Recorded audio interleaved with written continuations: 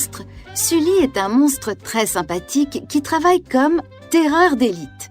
Il se rend dans le monde des humains pour effrayer les enfants et les faire crier. Les monstres ont besoin de ces cris puissants pour alimenter en énergie toute la ville de Monstropolis. Sully a fini sa journée et son collègue Bob, un monstre vert, le regarde de travers, même s'il n'a qu'un œil. « Tu es en retard !» dit-il. « Je ne suis pas le seul !» répond Sully en désignant deux autres collègues. « George et Charlie viennent aussi de finir leur journée. » George est un monstre jaune et orange. Il semble satisfait de lui. « J'ai effrayé un groupe de filles à une fête déguisée, un vrai festival de cris !» dit-il. « Elles étaient habillées en lapin, c'était très drôle. » Mais lorsqu'il se retourne, Bob et Sully ouvrent de grands yeux. Quelque chose est accroché à sa queue. Quelque chose qui appartient au monde humain. Et les monstres croient que ce qui vient de notre monde est extrêmement dangereux pour eux. « Un panier est accroché à ta queue !» s'affole Sully. « Au secours, comment est-il arrivé là ?» hurle George. Il se retourne et le panier s'envole, atterrissant dans les bras de Bob. « Ah, je l'ai touché !» crie le monstre vert. Il le renvoie à George, qui le jette vers Sully, qui l'envoie à Bob, qui s'en débarrasse vers George, jusqu'à ce que... « Ça suffit !» crie Bob très sérieux. « Arrêtons-nous pour réfléchir 2 minutes. » Bob suggère de cacher le panier dans un casier du vestiaire afin de décider de son sort. Sully est d'accord, mais... « Je ne veux pas le toucher !» dit-il inquiet. Bob réfléchit, puis dit en souriant. « J'ai des gants de cuisine dans mon sac, et si on s'en servait ?»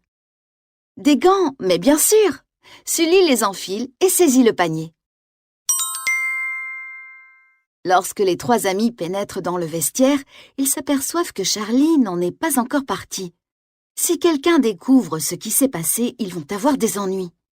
La ville entière sombrera dans la panique, George devra se raser la queue car elle a touché le panier, Bob et Sully devront être décontaminés.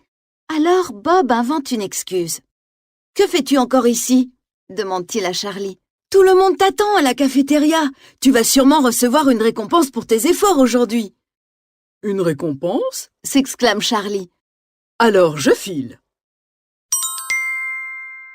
Sully et les autres soupirent de soulagement une fois Charlie parti. « Il faut se débarrasser du panier aussi vite que possible, » souffle Bob. « Et la seule façon d'y arriver, c'est de le rapporter dans le monde des humains. » À ce moment-là, d'autres monstres entrent dans le vestiaire. « C'est quoi ça ?» demande l'un d'eux. « C'est un accessoire pour faire peur aux enfants ?» Eh bien oui, c'est un nouveau modèle, répond Sully embarrassé. La situation est en train de déraper.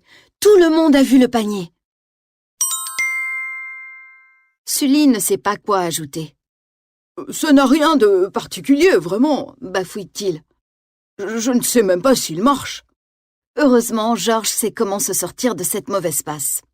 Les gars, vous savez comment on appelle une vache qui joue du piano ? demande-t-il pour attirer l'attention de tout le monde. Une musicienne.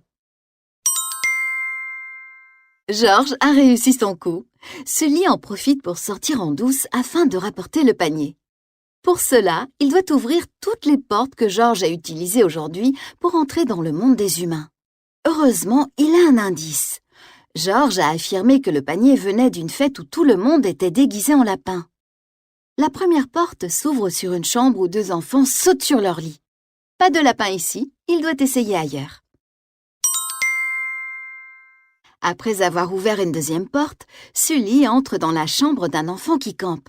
Pas de lapin ici non plus. La 3e porte mène sur une ferme où une vache lui fait les yeux doux car Sully possède 2 cornes comme elle. La vache aimerait se lier d'amitié avec ce beau monstre turquoise, mais Sully se dépêche de partir.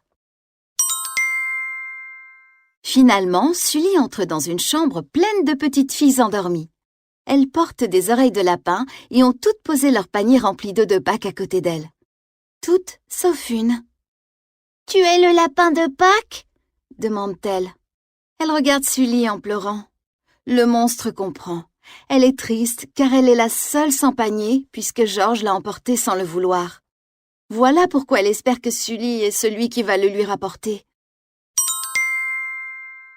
Sully est un monstre, une terreur d'élite. Normalement, les enfants crient quand ils le voient. Et pourtant, tout ce qu'il veut, c'est redonner le sourire à cette petite fille triste. « Bien sûr que je suis le lapin de Pâques !» dit-il. La petite fille renifle et le regarde surprise. « Mais, et tes oreilles, où sont-elles » demande-t-elle. Sully, qui n'a plus peur de toucher le panier, place rapidement les gants de cuisine sur ses cornes. « Les voilà, qu'est-ce que tu en penses ?» dit-il en remettant son panier à la petite fille. La fillette est enchantée. Et pourtant... « Pourquoi tu ne sautes pas ?» interroge-t-elle. « Les lapins de Pâques sautent ?» « Si c'est ce que tu veux. » Sully se met à bondir dans la chambre. « Et maintenant, ferme les yeux et dors !» chuchote-t-il. Ainsi, lorsque l'enfant s'endort, Sully quitte la pièce en sautillant comme un lapin.